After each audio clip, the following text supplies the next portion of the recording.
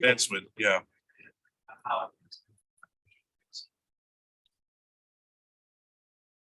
We have our holiday open house, our sixth floor, beginning at 2. You can come over, have something to eat. You can see all 5 offices if you want to.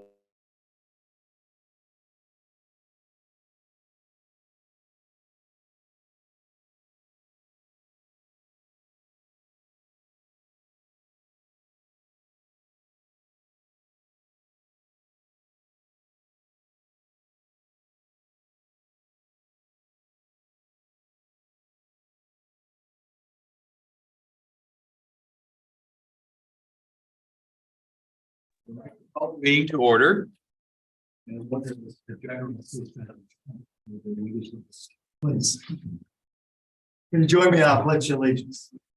After Pledge allegiance to the flag of the United States of America and to the republic for which it stands, one nation under God, indivisible, with liberty and justice for all.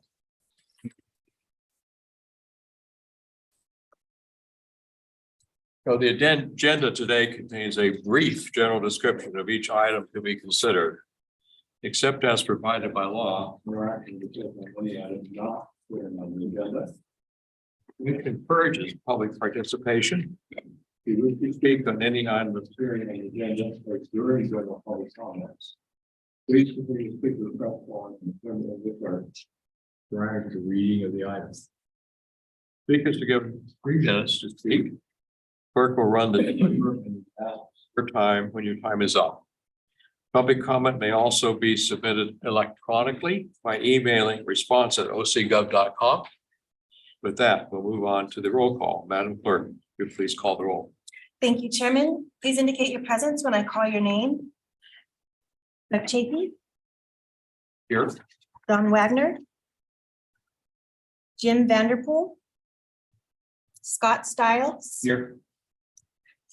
Deborah Rose, Sue Parks, here. Robert Dunn, Here. Sean DiMitropoulos, Here. Richard Afable, Here. Nersan Kistan, Here. Monique Davis, Jack Twan, AJ Patel, Here.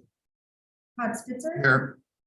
George Searcy, Christy Cornwall, here. Paul Wyatt, Here. Milo Penniman, Here. Matt Bates, Tim Houchin. We do have quorum. Thank you, Madam Clerk. One housekeeping item, we are being live streamed. As a reminder, please be aware that the meeting will be hot mic'd for the live stream of the meeting. So please keep your side conversations to a minimum. They might be picked up by the microphone throughout the room. So with that, we'll move on to our first discussion item, Madam Clerk. Yes, the first item on the agenda today is the introduction and welcome of the new appointees to the Commission to End Homelessness.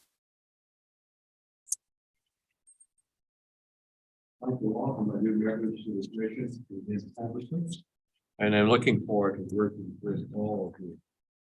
Brett, will you please open the agenda item for us today?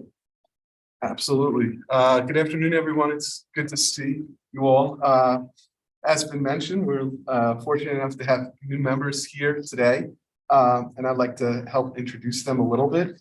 On December 6th, 2022, the Board of Supervisors approved the appointments of these new commissioners unanimously. So we went through the recruitment process over the last couple of months for these 4 seats. And really happy to have 3 out of the 4 folks here. Unfortunately, Ms. Davis couldn't make it to the personal health concern. So she will plan on attending in February and said, I believe she mentioned she'd most likely be attending via YouTube stream. So I'll go through a little bit of a little introduction for each of the members and then ask if any of them would like to sort of introduce themselves. So for the municipal fire representative seat, that used to be Chief Black. Fortunately, now we have Chief Sean D. Metropolis, who's overseen, who has 25 years of experience as a firefighter for various fire departments. As the fire chief of Orange's Fire Department, he provides overall management, fire protection, and life safety resources necessary to maintain an effective level of service to the community. In our hospital representative seat, Christy Cornwall is joining us. She's the Director of Community Health and Investment for Providence Mission Hospital. Ms. Cornwall has worked on a variety of health-related issues focused on public health and homelessness. In her 20 years of professional experience, her current role has her collaborating and coordinating with local nonprofits throughout the community in regards to human services and to help access and address community needs, including those who are impacted from homelessness. Our business representative is Ms. Monique Davis, who's the Chief Executive Officer and President for Habitat for Humanity, Orange County. Ms. Davis has demonstrated commitment and professional experience in affordable housing throughout Orange County, including development and preservation of housing through successful collaboration with all levels of government, community-based organizations, community leaders, private donors, and volunteers. Ms. Davis has been able to advance the goals and implement strategies that make Habitat for Humanity Orange County so impactful for many residents. And then our last seat, behavioral health representative, is Richard Afable. So as you all know, as our vice chair, this is technically this is an appointment. Mr. Afable was the hospital representative previously, and is now joining us as the behavioral health representatives. Mr. Afable serves as the president and board chair of Be Well Orange County and Mind OC, focusing on delivery and access of mental and behavioral health services to residents throughout Orange County. Mr. Afable, we recommended the reappointment to the Commission of Homelessness after, like we said, sitting in the behavioral health, sitting in the hospital representatives. So with that being said, I don't know, Mr. Chairman, if we want to open it to those members to introduce themselves briefly. Vice Chair, since you have a name that begins with A, would you like to lead off and tell us a little bit what you're doing? I'll just comment that I'm very pleased to be reappointed to the commission and also happy that I could be appointed to the behavioral health seat because that allows Christy Cornwall to come and join us in the hospital seat. My prior role was with the hospital community, and now my role is more so with the behavioral health community. I thought to be on the commission. Thank you for that. I'm so glad to have an able vice chair. Thanks for joining us. And an affable. Happy to be here.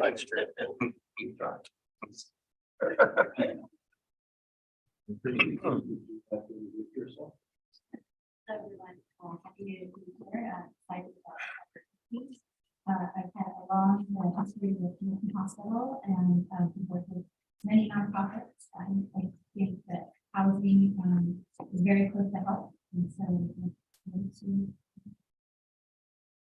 Thank you for joining us. Appreciate the talent.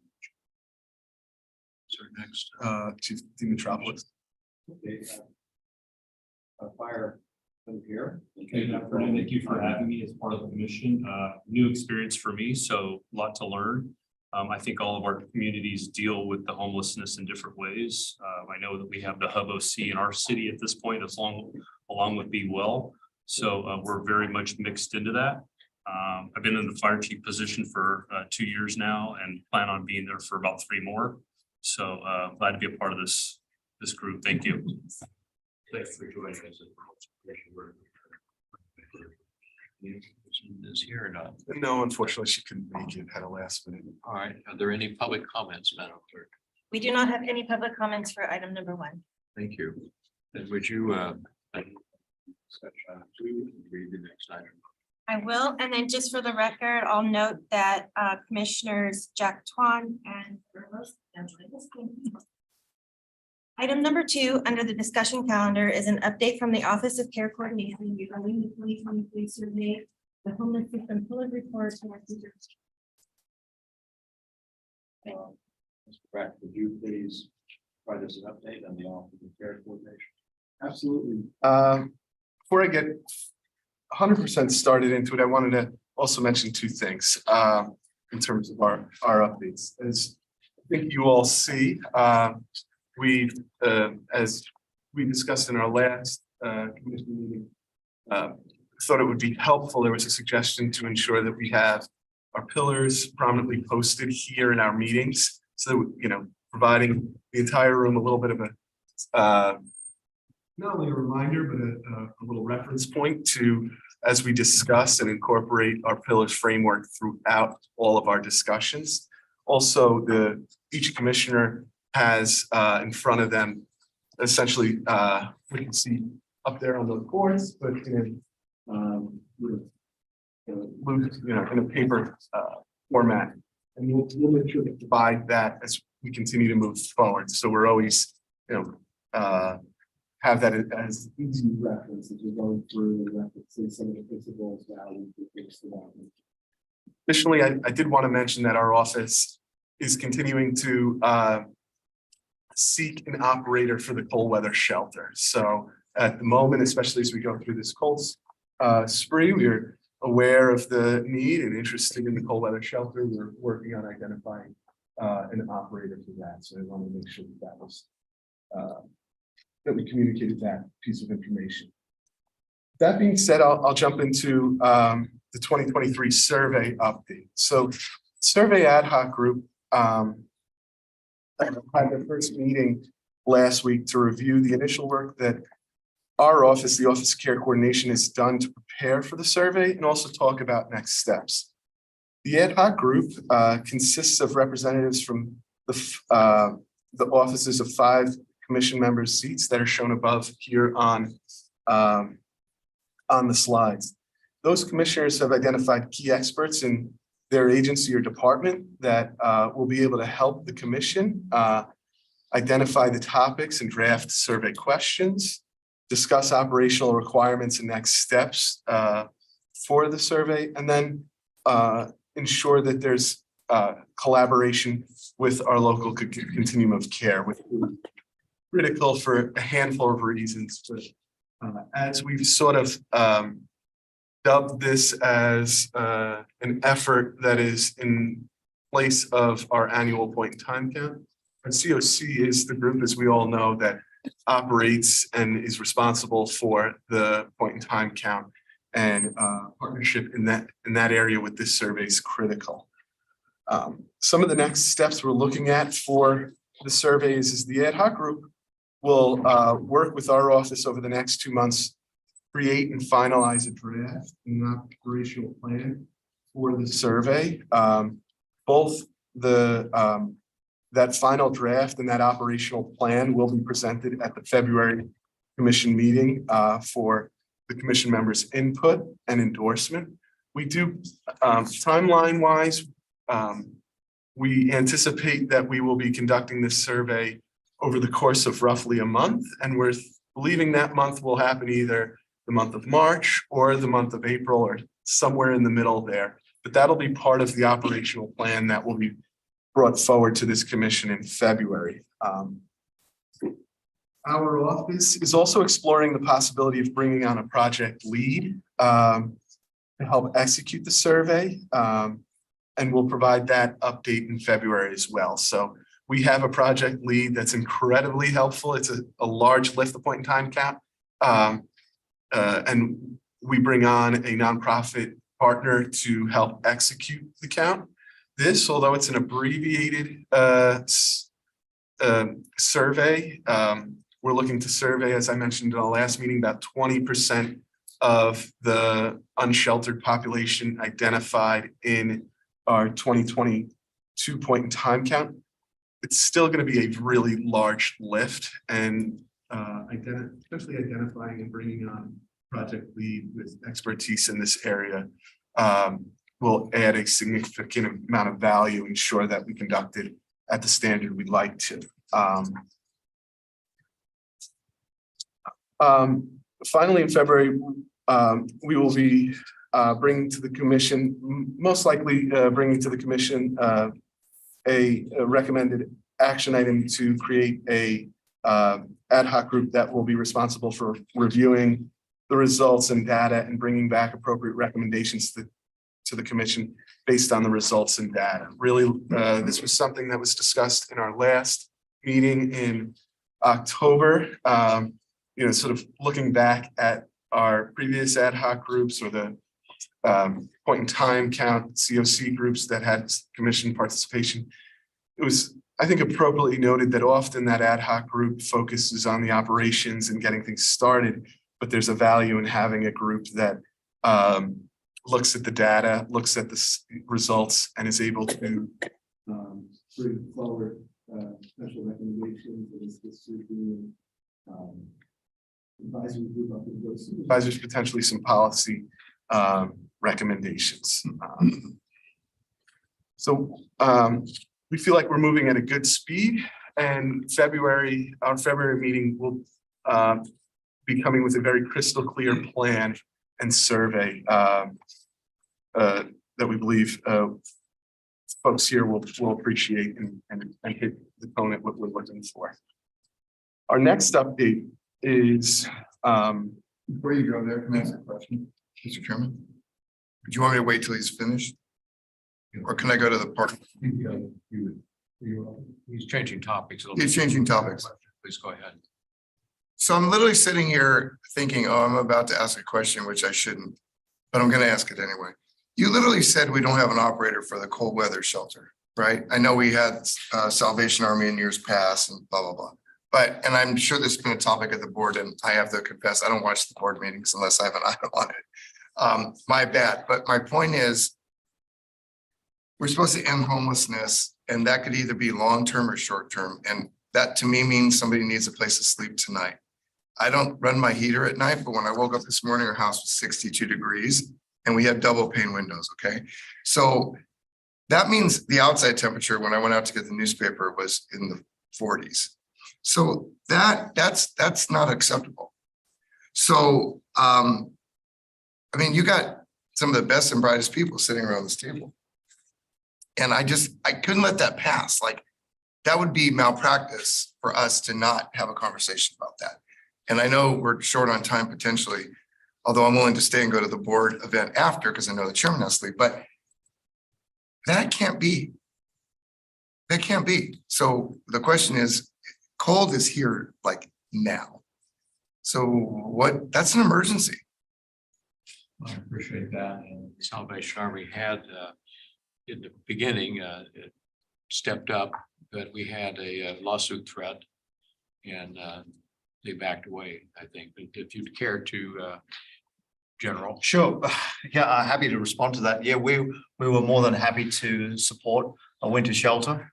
And we endeavored to do that, but it got complicated with the location we had in mind. We felt that the armory was just not suitable a place. We proposed an alternative, which is what we've used previously and have had very good success with. But that became. You're talking about the armory here in Santa Ana? Yeah. Yeah. So we had an alternative, but it became somewhat controversial and challenged. And the Salvation Army is not about getting into lawsuits and getting into litigation.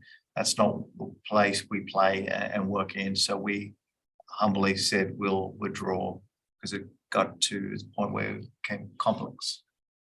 Yeah, we did have another opportunity, but we had to do with that this time from City of Santa Ana. And all went through Judge Carter. And just didn't work. And we sorted through it. But I agree, it is a crisis. It's not for lack of effort that we have been working on it, but we don't have an alternative. Yeah, Mr. Chairman, I'm not insinuating anything. I mean, I know how difficult it is to solve the world's problems. But my attitude with Santa Ana is, oh, what? So what? I mean, you're going to have people dying from the cold on the street. And the last I checked, and I think a lot of people know my relationship with Dave Carter. He married me and my wife, here in front of him forever. I mean, every one of us who sits on this commission should show up in his courtroom on that. And I mean, Judge Carter is the kind of guy that listens to the community. we're the commission to end homeless. Like, we have a responsibility to go and weigh in. We all represent aspects of the community. I feel horrible hearing that kind of update and not saying, what am I trying to do to make sure that doesn't happen? And homelessness is not a long-term problem. It could be just a place to stay tonight. And it is freezing cold out, bone chilling cold. So I don't know what, I mean, again, I'm not privy to all the gory details about what's happening with the litigation. And I know that Santa Ana, I just read a quick article on LAist. I know Santa Ana is saying we've done our fair share. South County isn't doing anything. I've heard that for years, okay? In the meantime, while we're all arguing our legal issues, the fact of the matter is these are real people who are living on the street, right? And they are in real trouble. So, you know, it's easy for me to say, oh, you know, let's go to court and fight it, and you know, that's county council's job primarily. But I'm just saying, Mr. Chairman, if you need us as a resource, I think every one of us should be willing to go to Judge Carter's court and speaking on behalf of this commission in tow with you and others and saying this isn't acceptable, Judge Carter. You need to allow something to happen on a temporary basis, at least, so that the Salvation Army isn't in harm's way. They're just trying to, for goodness sakes, help people. The judge initially was skeptical. He did shelter requested the judge. He was permissive, wanted to do it, but you still have to have somebody to do it. That's been a very futile search to do that. Well, we should figure out, again, I'm way over my skis, but we should figure out then how to either indemnify or do something in place of the Salvation Army. In other words, I get it. They don't want to be in this fray. I go to court. That's all I do is fight people and argue and litigate crap all day long. There are those of us who that's our jobs. I can understand their job is to be a provider. I would just ask us to not allow that to be the situation and figure out forthwith, like, what can we do? And I think every one of us here should be screaming about this. No, I think you're right. Shelter is one of our pillars. This body does not have the power, actually. We can only advise, but we can advocate, which I think you're indicating. Mr. Chairman, I've been in Judge Carter's court when I was still on the Board of Soups, when he had people like us, right? Police chiefs, fire chiefs, healthcare. He had us all in that jury box, all over that courtroom. He wanted to know and he wanted to hear from us. And I think if we make it clear we want to be heard, I think, you know, that could be monumental. That's all I'm saying. I'm willing to do that because I cannot, it doesn't sit well with me at all. It's almost immoral to not have a place for people to be staying at night with these weather conditions. Well, he doesn't have the power to order place to be a shelter. That I think is one of the issues that happened. He is certainly in favor of it, wanted it to happen, but you still have to have a place that is willing to do that. And I don't know what the solution would be, whether county could indemnify you and you would go ahead. I don't know. But that's and we had concerns. You had a good spot. You were willing and very concerned and a little bit upset the way that you kind of got chased out. Well, I would offer to be briefed offline. You can take as much time with me as you want, and I'll try to figure out how to help or make suggestions because this is not okay. Thank you for that. Just to weigh in, and certainly I support, you know, the Spencer, but I think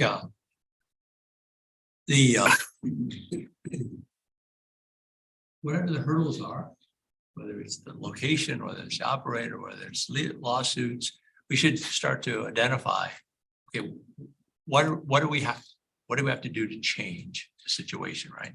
And who do we need to put forward and see or talk to, or what do we need to bring to bear to cause that change? And we have to do it.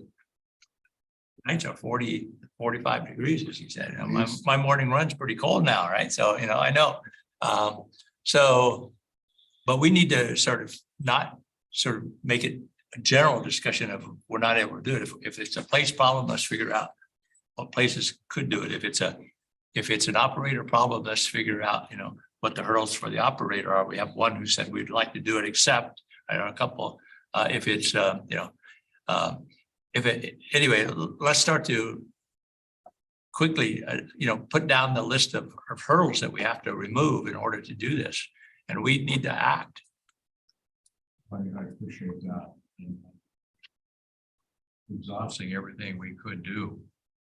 And we did have representation, as Judge Carter has the power over the agreement that we signed to mitigate, but he can't order you to do something. No, but he has the power not to issue an injunction. And so if we were to go ahead and do something, right, an affirmative act, it would take court intervention to stop that affirmative act. And that's where we have potentially some leverage. So we take an action and the reaction is to stop our action. And then the question is, who's responsible? What's the agreement? If we get in front of Judge Carter and he understands from a humanity point of view, we're trying to keep people from dying on the streets from the cold. Okay, well then the ball's in his court to shut that down, right? And then the ball's in our court in conjunction with the county to say, okay, who's gonna, if they got a judgment against them for attorney's fees or whatever, that's not fair to put them in that place. But if we as a community say, we're willing to step up on that and we're willing to litigate that and we're willing to cover those costs, then they know they're operating without any financial exposure. That might actually advance the ball down the field. Consider that you have a spot that is ready. And very quickly you could respond to that. I was disappointed. If there is a legal issue or threat, I'm willing to ask county to identify with this office that we have to ask. We need to be on. Sorry, Mr. Chairman, I apologize. A lot of we spend more than a year creating reports that practice. They're part of that. And that's really ad hoc. Admirable work. It came back here. We When we would criticize the changes, I have to improve on the real that you see, I'll try the next step to make me. So maybe I'll work through my last two updates if that works, and that was a good segue. So our update, we wanted to provide, and we'll continue each meeting to provide an update on homeless service pillars report. So we recently convened, or we being the Office of Care Coordination in the CEO's office, recently convened a group of department leadership and our procurement office leadership here at the county to discuss a process in which the county will ensure that all county contracts and programs will align with the best practices and guiding principles that are identified in the homeless service system pillar report. And obviously, I should say, all contracts and programs that fit into these pillars. As one can imagine, these efforts affect a large number of contracts and programs. We're in the process of creating a protocol on essentially in 3 different tracks. Those 3 tracks are for new contracts that come forward to ensure that they align with our pillars, contracts that are being renewed, and then county operated programs. Needless to say, I bring that up to state that we're deep in that creation process, but we're still working through it. And I hope to come back to this commission in our February meeting with a plan of implementation regarding when this is going to be in effect and how it will roll out on the county front. Additionally, related to the pillars, our office is going to be working with the different commissioners throughout the next year and reaching out to all of you to discuss how we might be able to showcase how each of your organizations or departments are utilizing the pillars and how it shares those best practices and how you might be implementing that in your specific department and or organization. Lastly, we wanted to discuss / preview some of the topics we'll be bringing to the commission meeting over the next year. Each topic we bring, each topic will be viewed and discussed here through the lens of the pillar framework. We'll be focusing on with each topic's discussion around analyzing how access barriers and opportunities are impacted and affected by the specific topic or resource we're discussing. Does the resource or system that we're discussing ensure that access to the system is maximized? Does it help eliminate barriers to services? Does it increase capacity and opportunity for collaboration? I think cold weather shelter and what DA Spitzer brings up is an example of the discussion we're looking at, the themes of ensuring that the folks we're here to serve, that we're maximizing access to resources for them. And it's in our framework as we read through it, that we're doing everything we can to decrease barriers that would prevent them from accessing those resources. And then we're analyzing whether or not we have enough resources or opportunities for them. Ideally identifying, these potential barriers or access or discussion points that we come up will provide us with a set of policy recommendations. For example, in our February meeting, we'll be discussing housing and help to facilitate that discussion. We'll have two groups presenting here. First, we'll have leadership from our Orange County Community Resources here to discuss their updated housing funding strategy that's going to be presented to the Board of Supervisors at the next Board of Supervisor meeting on the 20th of December. This housing funding strategy does a whole host of things, but one thing that it does that folks might help reference them to is it identifies the number of affordable and permanent supportive housing units are needed in our system. The last number was 2,700 when it was analyzed after our 2019 point in time count. They've committed to updating the strategy after every point in time count. So now that we've conducted 2022, they're coming back with a new strategy. And then the second presentation will be from Dr. George Tita from UCI, who's recently published really important research around the effects of affordable housing in a neighborhood, specifically discussing the effects on crime and property value that I think is incredibly important to this group when discussing housing and the push towards increasing housing. Additionally, we're also in future meetings considering bringing groups like the Public Housing Authority to this forum to discuss how our community is maximizing efforts to utilize Section 8 vouchers and how there's four public housing authorities, how those four public housing authorities are either working together or need to work together to ensure that there's consistency throughout our community in accessing those. And then the last one I'll mention that we're considering is bringing forward, I'll call it our virtual front door. It was brought up, we've had this discussion in these meetings previously, but as we all know, there are many different, or a handful of hotline numbers that are called 211, OC Links, OC Navigators. So I think it's important, and this commission can provide some real value with that group to potentially talk about and ensure that there's some type of consistency and collaboration amongst those groups. So we're excited in the upcoming year to bring efforts and work in those areas to this group to really have constructive conversation, potentially come out of it with potential policy recommendations and action items. Okay, are there any questions of the board? Yes, please, Paul. Question comes back to earlier, based on the pillars and, the testing against them, right, and so forth.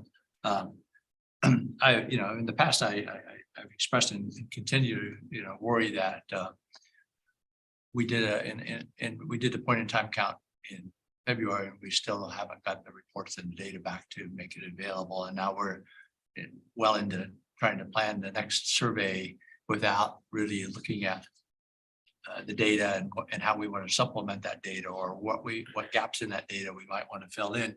But I think there's another way we might go after that based on this. So this is maybe maybe our first opportunity to take this project, the funding and the resource, and weigh it against our pillars, right? How does this effort, and we may end up contracting it, effort out, how does this weigh fit into our pillars? What does it contribute to, our pillars, and how is this, so we haven't set a mission for it, right? As we start to report, what's its objective? How will we know that we got what we wanted, so we can kind of going forward and move the money data every year. So anyway, this might be an opportunity for us to weigh against, what we're trying to do on our pillars, and where this work fits in to whether it's in the shelter part, whether it's in the outreach part, prevention, wherever it fits in there, we should know how it fits in, and how the data that we're collecting is going to get used within these pillars to advance that. So just a suggestion. Previous, with the most recent point in time, a lot of data has been derived and it is being used. It's not like it's It's just good to get it out to even the commission, right, to the public and others, but one of the comments I heard is the point in time count is based on federal standards, and there's some gaps. Yeah. And we can maybe take care of some of those things. that's why I think this survey gives us an opportunity to also fill in gaps, right? If there's data we want, but we need to, look at those and where the gaps are and how this fits in, and if and whether that's part of putting it against the metrics or putting it against the data. I think we do need to understand how it will be used. Right? Yeah, well, we get the data, that may tell us when you see the data where it'll be used, but yeah. Madam Clerk, do you have any public commenters? We do not have any requests. All right, well, thank all of you. We now have a calendar. Madam Clerk, could you read the next item? Yes, item 3 under the action items is to approve the proposed commission to end homelessness 2023 calendar. I'll move the item, Mr. Chairman. There was one glitch in the calendar you're looking at. It was based on this year's calendar. Right now. Yeah, we're taking front of everyone's. It went. Do you know what day your birthday? Number kind of shifted a little bit, so anyway, it's what it appears to be, but year to year, you have the numbers change on the dates. All right, is there a motion? I'll make them. There's a second. Second. Any objection? Well, I should ask for public comment. I'm sorry. Please go ahead. We did not have any requests for public comment. Oh, with that, motion carries. Thank you. Let's go on then to the next item, please. Madam Clerk, would you read it? Yes, item 4 under the action item to approve the commission to end homelessness minutes from the October 19th, 2022 regular meeting. And we do not have any requests to speak.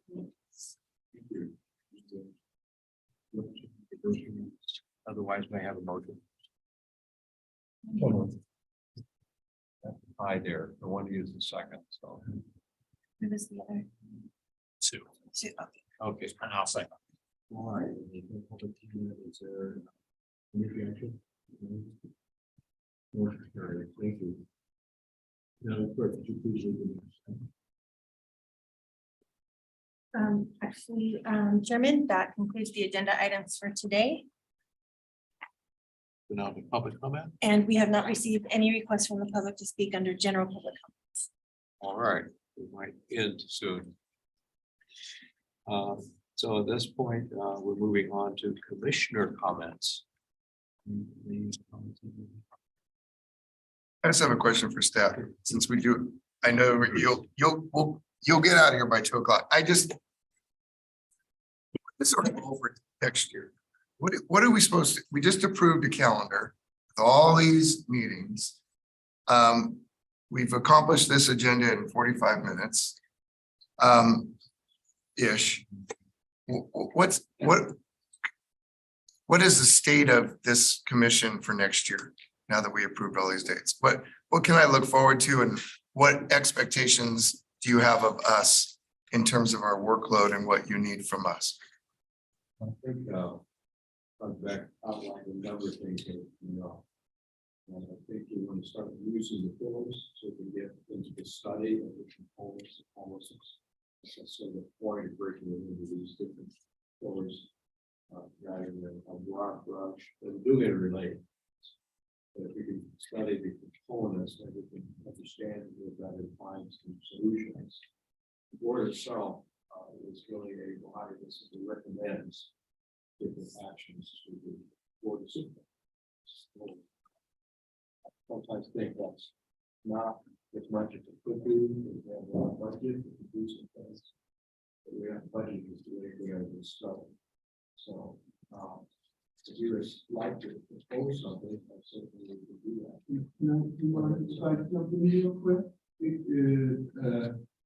I think what we're trying to outline, we spent the last year doing this framework, and it's essentially a set of standards. What we'd like to bring forward each meeting is a different group and area. As we know, here in Orange County, we've got 1 county, 34 cities, and a lot of folks doing similar work. And a big portion of, I believe, we're an area of impact for this commission is to bring those groups together that are doing similar work to ensure that they're working together, that they're meeting the standards that we've identified here, and for us to provide expectations, recommendations to those groups and or the board. I think the Public Housing Authority is a perfect example. Now they're doing excellent work working together, but you have 4 public housing authorities that cover Orange County. And as an individual or family experiencing homelessness, I think what we've outlined here as our standards is that your service should not be affected based on which housing authority you are assigned to. I think the discussions around the call centers and bringing them forward is incredibly important. And I think it goes back to ensuring that, like I said, these groups are working together, but that we're increasing, I know I keep saying it, but increasing access to our system. I think over the years, we've created a big, I'll say a robust set of services. I'm not saying that they're that they meet the need of everyone or that it has the capacity to serve everyone in the way that we'd like, but it's large enough where we need to ensure that it's coordinated and it's large enough that it can be slightly confusing and complex to the person we're trying to serve. And it's our responsibility to ensure that that system that we're able to help folks navigate through that system in a way that doesn't feel as complex as the system is. So I hope that, like I said, each meeting we bring together different groups in our industry to ensure that we're improving in those areas. If I could jump in, I don't want to answer for them, but one of the things that I'm looking forward to for next year, like when he talked about the housing navigation and all that, is I'm learning more and more as I delve into this world, and you start to see where the holes are. And then I think we have an opportunity when we identify these holes, and housing is going to be one of them. The voucher system is going to be one of them, I'm certain. We have an opportunity then to advocate with those that we work in and around to try to get that ball rolling. Because we could design the best system of care in the whole world, but if there's no one there to take the client and get them into the next piece, they're not going anywhere. And so, and it's not going to be seen as success, it's going to be seen as failure to the people that we serve, And so that's one of the things that I'm truly looking forward to next year, is having an education on all these. There's so many moving parts within this continuum of care that I think even operating in this space, I was not fully aware of. And I want to identify those areas where we can help move the needle as a group of people to say, listen, and you're right, with the judge is another example.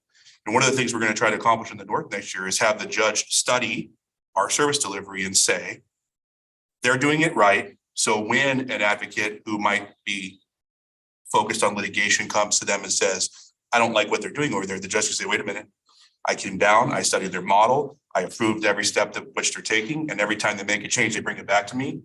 Those are the types of things that I think we can leverage some positive movement in the needle.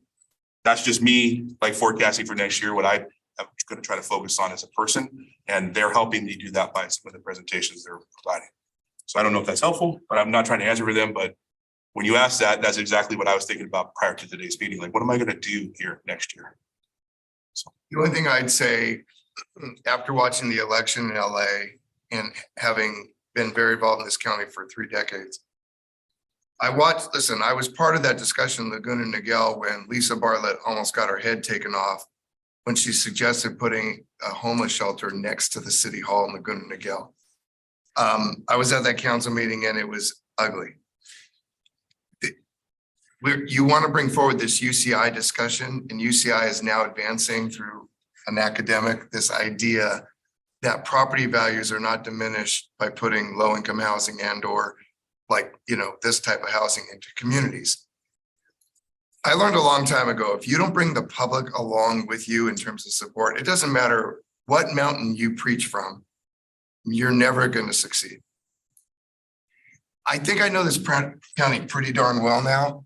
And this idea that we're going to convince people that if you allow certain kinds of housing next door to you, just like the granny, remember you could put another house on your property. People are going crazy when the legislature did that. There's a huge opening right now with Care Court. And we're dealing with that on the Orange County Criminal Justice Coordinating Council. This governor, for the first time, has said, we need to focus on the stability and the mental health of that particular person. And we're going to use government intervention to try to potentially stabilize them, potentially against their will. That is a huge moment in California history right now, because we used to medicate people against their will, warehouse them, and that shocked the conscience of a lot of people, especially after one flew over the cuckoo's nest.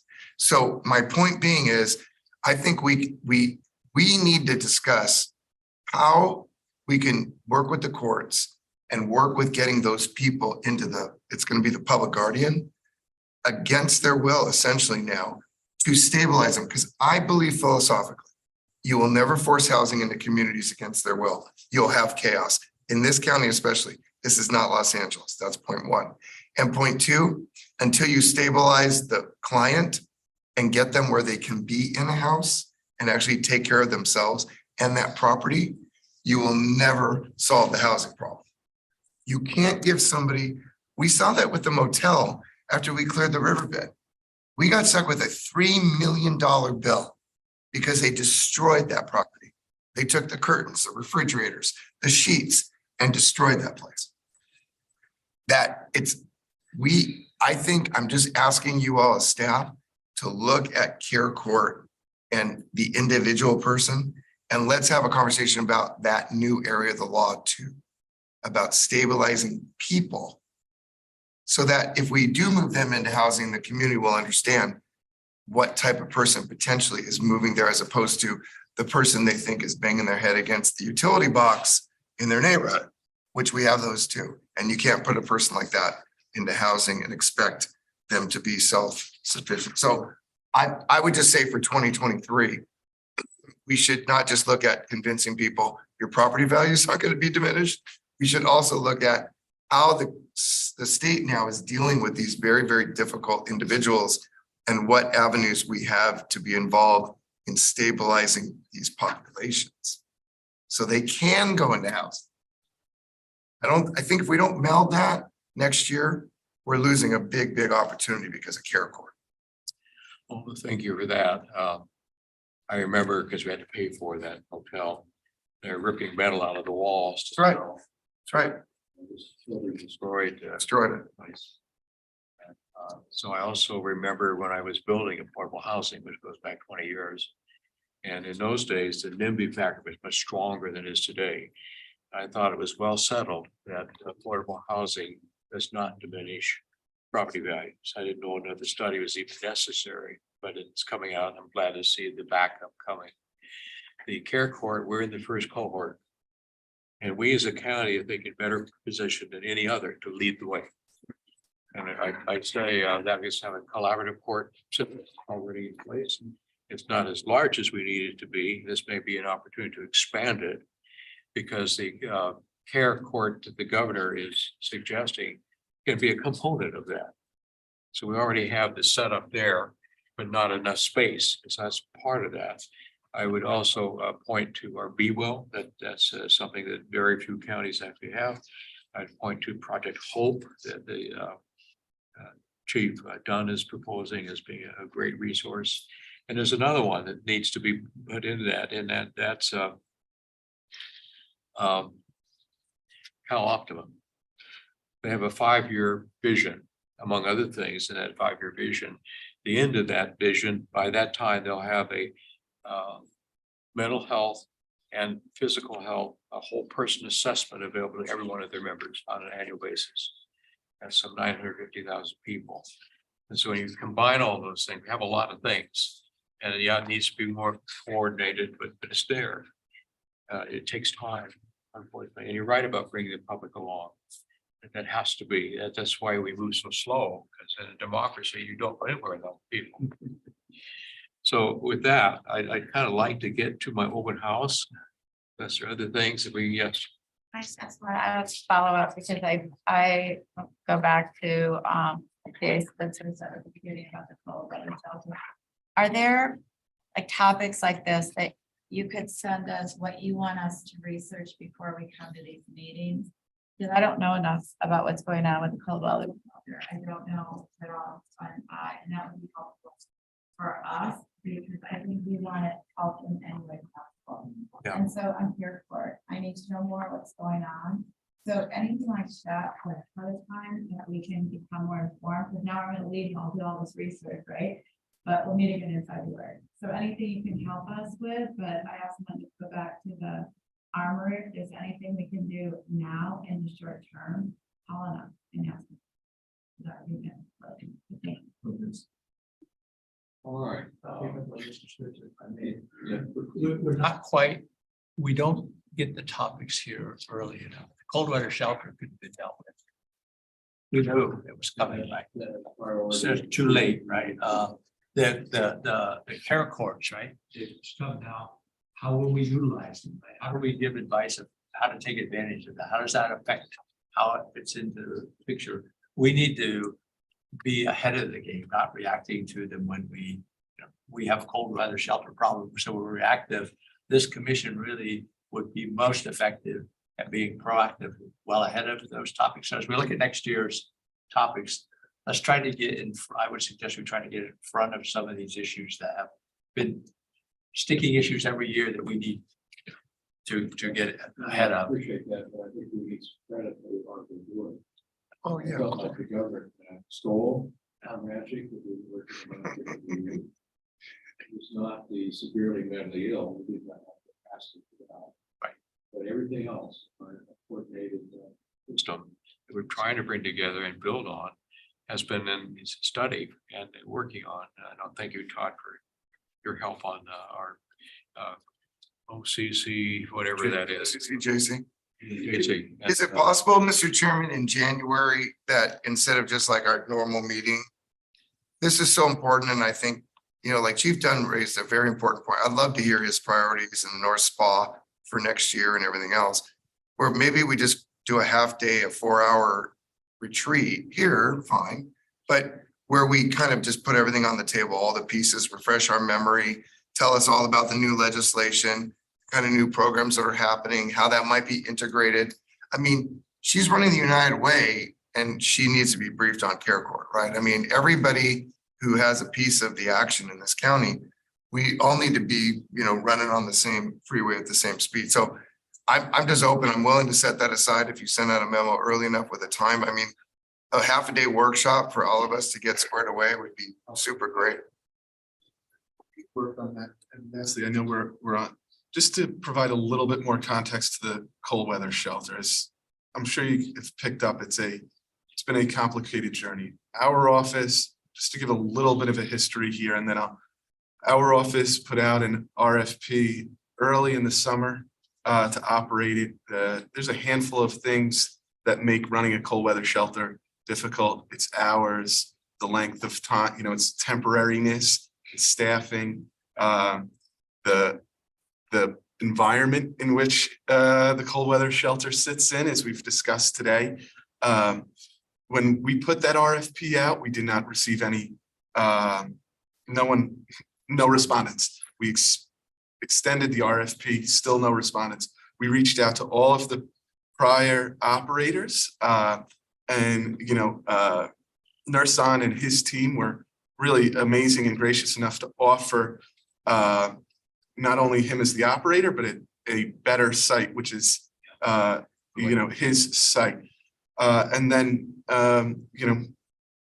there was just challenges, legal challenges that we've worked through. We're at the point, the judge has technically ordered us to open up the cold weather shelter. But obviously that requires, at the Armory, that requires an operator. And we're still working through that journey to find an operator. So we can continue that discussion and how hearing how the commission wants to help in that effort is encouraging. But I wanted to provide a little bit of additional context to and history of where we're at. So. All right, I thank all of you for coming in on the holidays. And if you have a little time, you might go over to the building. We have 5 offices open, there's food in every one of them. And so please join us. This meeting is adjourned. Thank you.